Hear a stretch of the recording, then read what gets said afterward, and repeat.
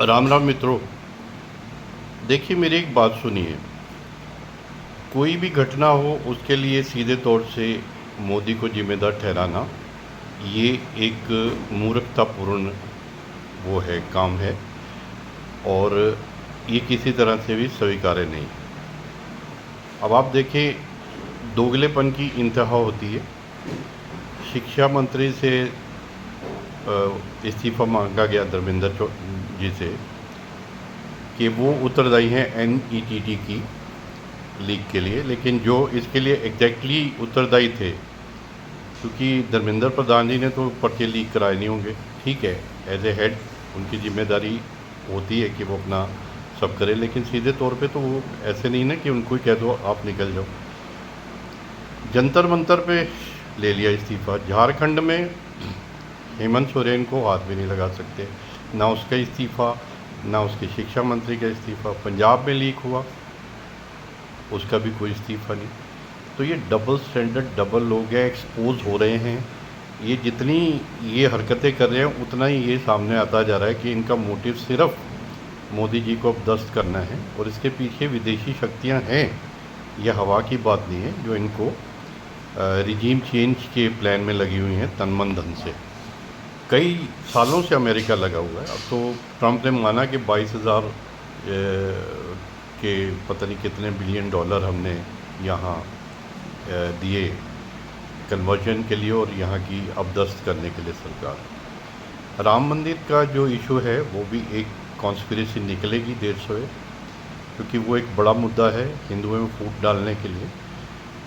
तो मैं ये कहता हूँ कि अगर हिंदू भी UGC ले लीजिए या कोई भी उनको समस्या है, तो उसका समाधान क्या है? मोदी को हटाना। महंगाई हो गई, अगर कुछ चीज़ें बढ़ गई, उसका समाधान क्या है? मोदी को हटाना। मोदी के अच्छे काम, इतने अनगिनत काम हैं जिनके आगे ये कुछ समस्याएं कहीं भी नहीं रुकती। तो इन कमीनों की, ये जो देश को बर्बाद करने में तुले हुए हैं, इनकी बातों में आने की कोई ज़रूरत नहीं है। अपनी बुद्धि का प्रयोग करें। क्या करेंगे आप? गुंडे, बदमाशों, मवालियों की सेना को अपने देश को सौंप देंगे जो इतनी मुश्किल से इन चीज़ों से निकला है?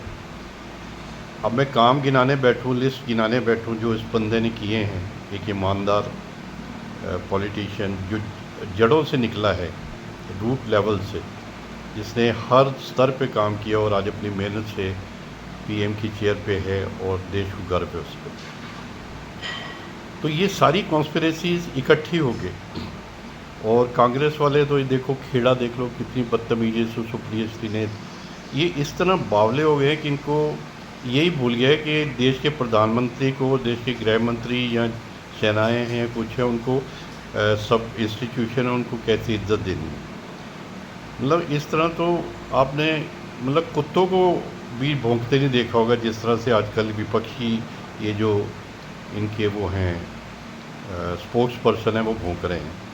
पर जब राहुल गांधी मोदी जी को कहते हैं कि मोदी डरता है, मोदी करता है, तो पता लग जाता है कि उसकी कितनी पढ़ाई लिखाई हुई है और उसको कितनी अकल है। जिस तरह का वो है उसी तरह के उसके वो गुंडे बदमाश जो कार्यकर्ता और स्पोक्स पर्सन है।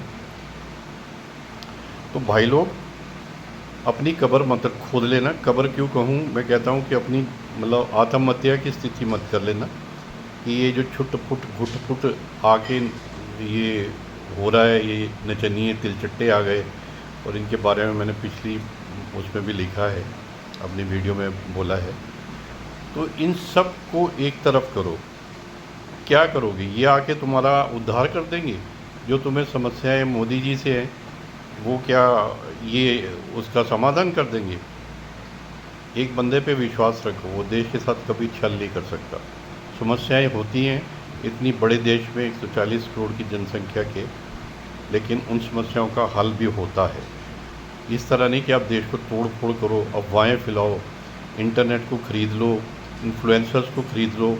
अभी पुणे में ये जो गूंज छात्रों की, ये लड़कियों को बुला लिया, उसमें से कितने इस पे चार्जेस लग रहे हैं कि उनको पैसे दे दे के बुलाया गया, और इन्फ्लुएंसर्स को भी पैसे दिए गए ताकि आप कवर करो।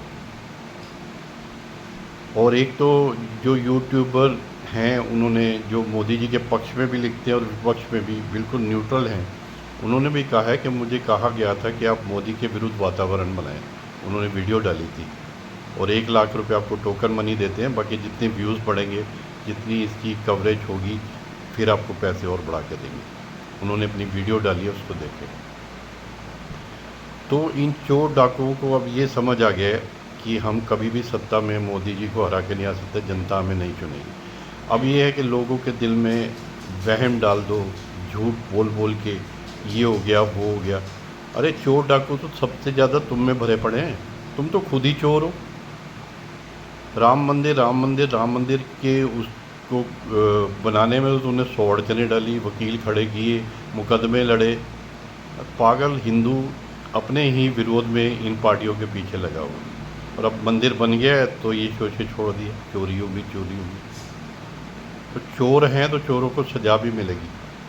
क्या इनकी जो रिलेटेड जहाँ पे सरकारें हैं वहाँ घपले वो नहीं हो रहे? पंजाब में, कर्नाटका में और तेलंगाना में देखो क्या हाल है। सारे मतलब अपीजमेंट के निर्णय लिए जा रहे हैं हिंदुओं के अगेंस्ट मुस्लिम्स के फेवर में, और पैसा जो है वो कहाँ पहुँचता है? बूढ़ी काकी को। पैसे इनके पास है ही नहीं, ना तनख्वाहें देने के लिए, ना कोई गवर्नमेंट स्कीम्स चलाने के लिए गरीबों के लिए। तो चोर डाकुओं के मन में नहीं, इनके चक्कर में मत पड़ो। सब जो है एक क्योस है, एक ऐसा वातावरण बनाने की वो है। आप देखो जंतर मंतर के बाद इन्होंने सेलिब्रेट कैसे किया है। दारुओं की पेटी आ रही हैं, होटलों में ये गाने गा रहे हैं, उछल कूद रहे हैं और इन्जॉय कर रहे हैं कि हाँ हमने जो एजेंडा अपना सेट किया था उसको हमने पा लिया। और अब है जी हमारे केस वापस लो। वाह भैया, ऐसे तो कोई बंदा कहेगा लो जी मैंने कत्ल कर दिया है और 1000 बंदे लेके मैं भूख हड़ताल कर रहा हूँ, तोड़ फोड़ कर रहा हूँ, मेरे कत्ल का मुकदमा वापस ले लो। बाप का राज समझा होगा क्या? अंडरटेकिंग दी थी तुमने पुलिस को शांतिपूर्ण प्रोटेस्ट की, और कितनी धाराएं तुमने तोड़ी हैं बेटी। जब तुम पे लगेगी ना तो तुम्हारा जो हाल होगा अब देखना। और ये जो तुम पार्ट 2 पार्ट 3 कर रहे हो ना, जनता इतनी तुमसे नफ़रत में भरी हुई है ना, ऐसी तुम्हारी ठुकाई होगी कि याद करोगे। राजस्थान ने दिखा दिए कि तुमको कैसे ट्रीट करना है। राजस्थानियों ने बढ़िया तुम्हारा मेहमान नवाजी करी है, और ऐसे ही पूरे देश में होगी अब, क्योंकि ना तुमको बात करने की तमीज़ ना अकल। जैसा तुम्हारा गुरु वो छोटा सा बोना काले दांतों वाला, उसी तरह के तुम, उसी तरह के उसके साथी गंजा और ब्लैकिया। तो सुधर जाओ। और देशवासियों प्लीज़ किसी भी कुचक्र में नहीं फंसना। ना 2027 में, योगी जी आने वाले कल हैं, हमारा भविष्य। वो भी, उनके भी त्याग देखो, उनकी सारी मेहनत देखो, लड़ मर रहे हैं हमारे लिए, और ये उनके अगेंस्ट अफवाहें फैलाते और सब करते हैं। क्या दलित क्या वो कुछ नहीं है। आजकल के ज़माने में कोई छुआछूत कुछ नहीं है, सबको समान अवसर हैं।